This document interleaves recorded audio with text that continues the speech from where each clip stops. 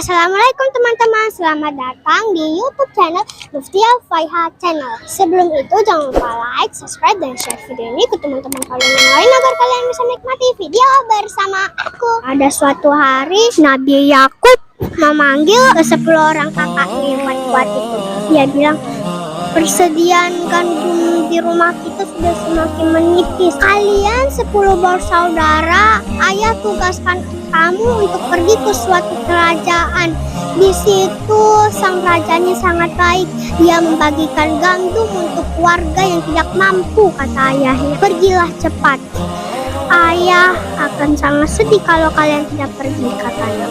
Lalu ke 10 orang kakaknya bilang, baik ayah. Mereka berangkat ke Mesir kan.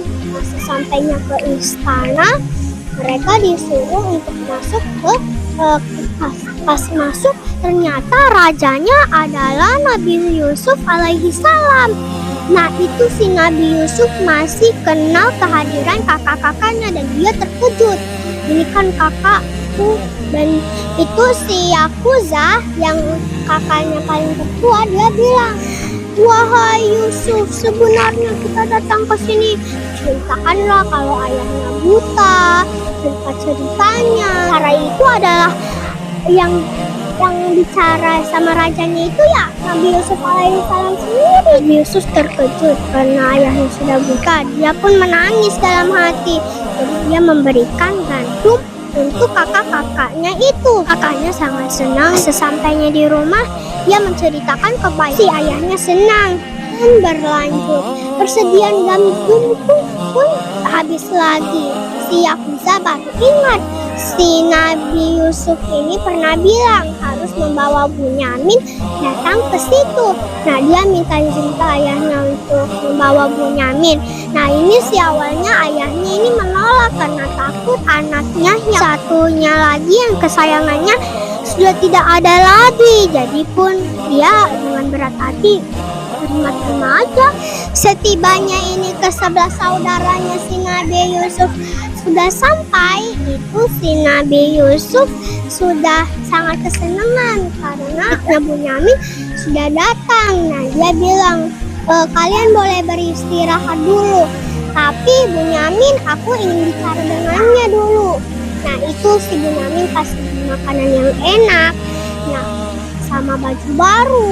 Nah dia bilang, apakah kau rindu dengan saudaramu? Kata si Bunyamin, iya, seandainya kakakku Yusuf ada di sini, aku pasti akan sangat senang sekali. Kata si Nabi Yusuf, bagaimana kalau aku menggantikan posisi kakakmu?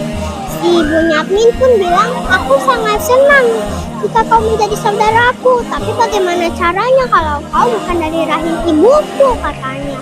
Lalu si Nabi Yusuf pun membuka mahkotanya dan dia bilang, aku adalah saudaramu, aku adalah Yusuf, wahai adikku, katanya.